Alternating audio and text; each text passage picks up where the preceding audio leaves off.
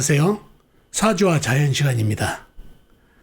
자, 사주는 자연 속에 있습니다. 자연 속에 또 사주가 들어있고요.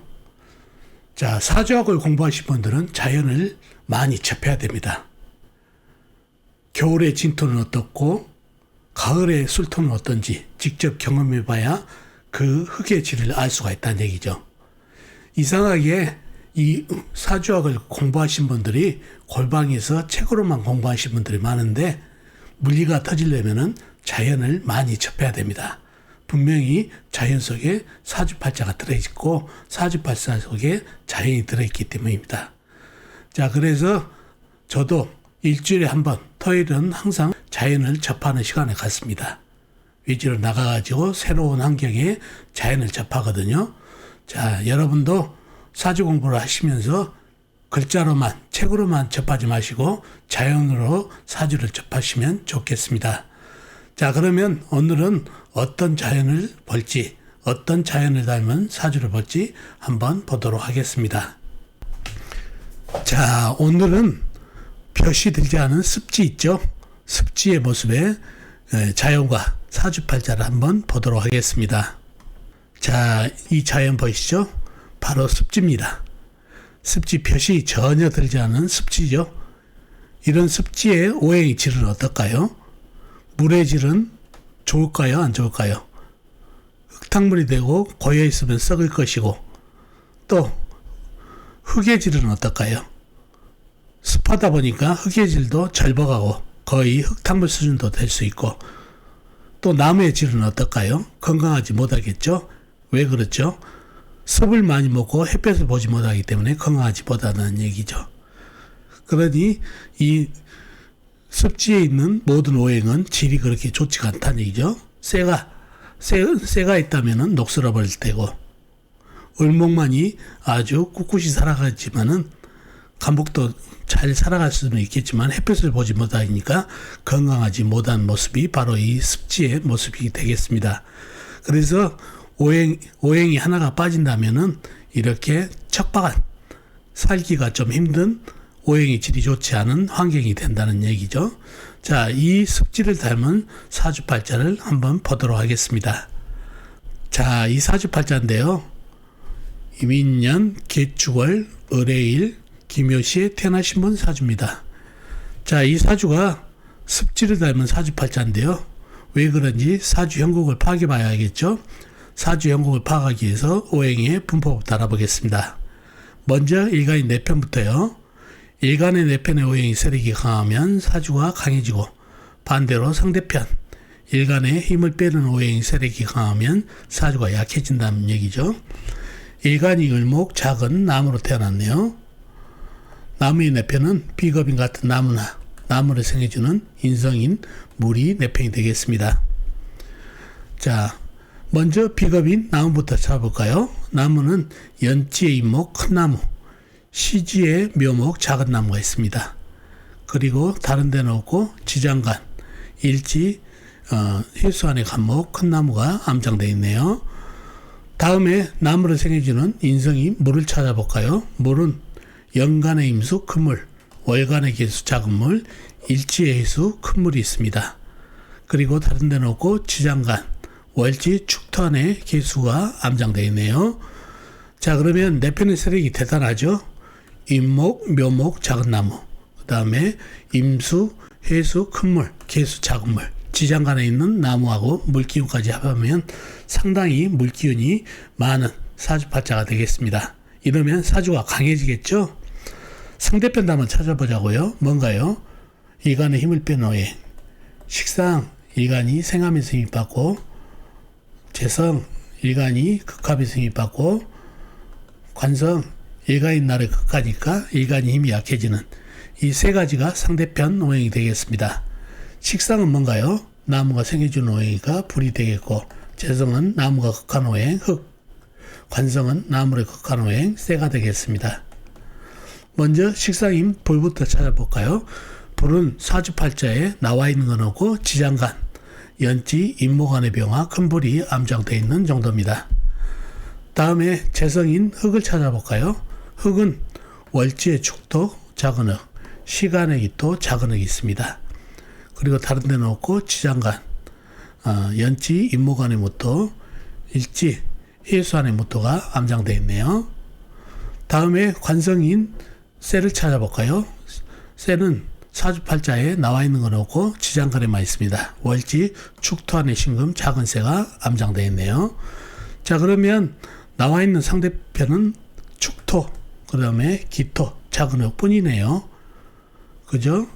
지장간에 불하고 지장간에 흙이 좀 있지만은 나와 있는 거는 작은 흙뿐이다 보니까 네 편의 세력이 강하죠. 임목, 묘목, 네 편, 해수, 임수, 큰물, 작은물, 해수, 작은물까지 네 편의 세력이 많기 때문에 사주가 아주 강해진, 신강해진 사주팔자가 되겠습니다.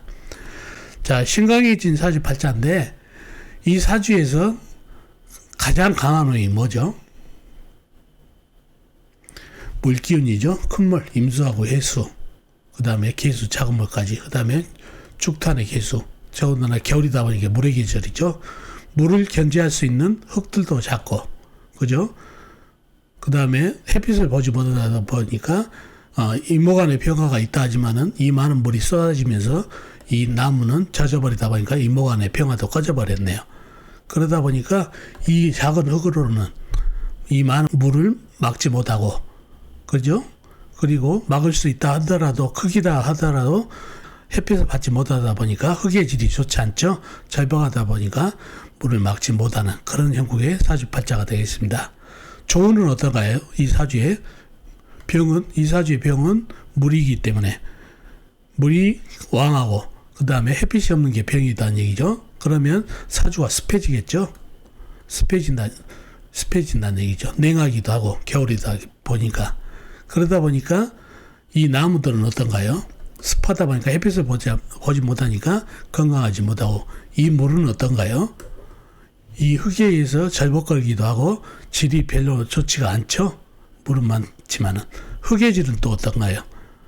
흙의 질은 지장간에 있는 큰 흙까지 나와 있는 작은 흙까지 있지만은 물기운에 젖어 있고 햇빛을 받지 못하기 때문에 상당히 질이 안 좋은 그런 형국의 사주팔자입니다. 그래서 사주는 강하지만은 습하고 그리고 냉한 그런 사주팔자가 되겠습니다. 그래서 늪에 방금 보신 습지가 연상되게 하죠. 그죠? 많은 물에 햇빛을 보지 못하니까 나무들은 건강하지 못하고 흙은 절벅거리고, 그죠? 그런 모습의 사주팔자가 되겠습니다. 자, 이론적으로 용신을 보면은 임목이 되겠습니다. 강한 사주의 비겁이 왜 용신이 되죠? 사주의 병이 물이죠. 물이 너무 많아서 일간이 을목이 썩게 생겼다는 얘기죠.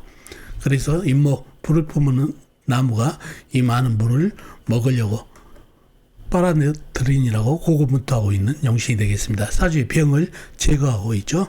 기토, 축토로는 이 물을 막지 못하기 때문에 임목, 큰 나무가 이 물을 흡수하느라고 고군분투하고 있는 용신이 되겠습니다. 희신은 뭔가요? 운에서 오면 좋은 거는 불이 오면 좋겠죠. 그죠? 강한 사주 설도 해주고, 그리고 흙에게 화생토를 해가지고 흙의 질도 좋아지겠죠. 그리고 나무도 햇볕을 받으니까 건강해지고, 그래서 불이 오면은, 불도 큰 불이 오면 좋겠죠. 병화나 사화, 태양이 오게 되면은 이 습지가 좀 건강해질 수 있는 여건이 된다는 얘기죠. 또 이론적으로 마른 큰 흙, 무토라든가 술토가 오면 좋겠습니다.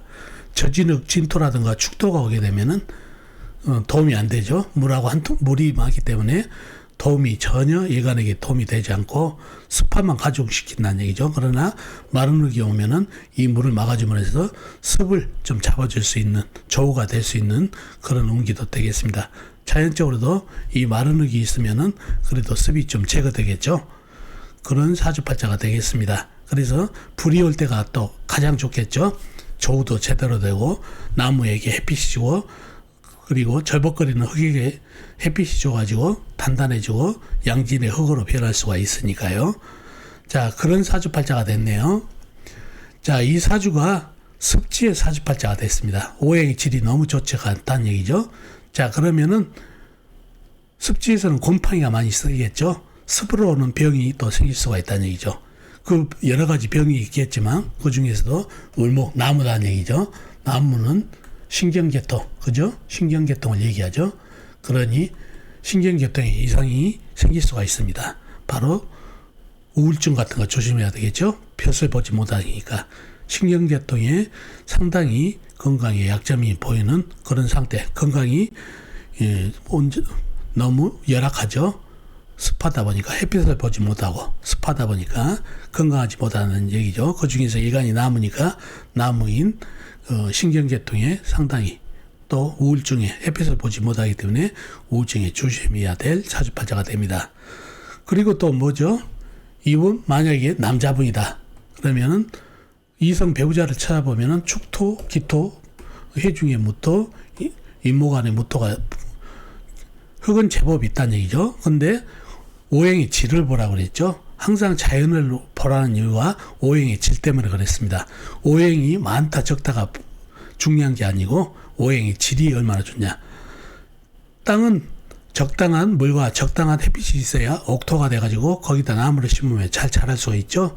지금 현재 이 흙들은 물을 너무 많이 먹고 햇빛을 보지 못하기 때문에 절벽한 흙이어가지고 거의 썩어가는 흙이다 보니까 여기다 나무를 심어도 자라날 수 없는 흙이라는 얘기죠. 흙의 질이 너무 좋지 않습니다. 그래서 남자분이라면 흙이 이성 배우자이기 때문에 이성 배우자 운이 좋지가 않다는 얘기죠. 이성 배우자 운이 좋지 않고 또 만나더라도 이렇게 질이 좋지 않기 때문에 나에게 도움이 되는 그런 이성 배우자가 아니라 나에게 해가 되는, 오히려 해가 되는 이성 배우자하고 인연이 되고 또 배우자 건강도 좋지 않은 인연이 될 수가 있다는 얘기죠.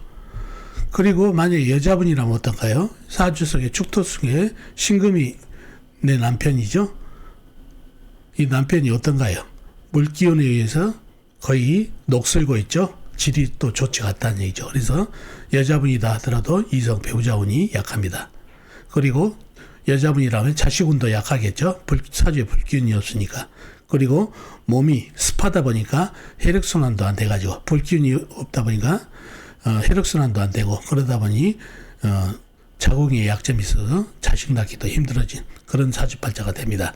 그래서 이 습지의 이 사주팔자는 건강이 됐든 오행의 질이 너무 좋지가 않기 때문에 모든 면에서 불리한 사주팔자가 됩니다. 단 운에서 불기운이나 마른 흡기운을 만나게 된다면 그래도 오행을 어느 정도로 가지고 있으니까 오행의 질이 좋아지긴 하겠지만은 운기에 따라서 상당히 등락이 있는 사주팔자가 되겠습니다. 그래서 이러한 자연의 환경 속에 있는 습지 상당히 열악한 환경의 사주팔자가 되겠죠. 자, 어떻습니까? 오늘 습지의 사주팔자를 봤습니다. 햇볕이 하나 없는 게 이렇게 사주팔자를 열악하게 만든다는 얘기죠. 자연도 마찬가지입니다. 햇볕이 잘 들지 않은 습지는 오행의 질이 좋지가 않기 때문에 상당히 살아가는 데 열악하다는 얘기죠. 이러한 것을 느낄 수 있는 게 자연입니다. 자연을 보게 되면 사주의 습성도 알게 되니까 꼭 자연을 많이 접하시기 바랍니다. 자, 어떻습니까? 오늘 사주와 자연 도움이 되셨나요? 도움이 되셨으면 좋겠습니다. 그럼 다음 시간에 뵙도록 하겠습니다. 안녕히 계세요.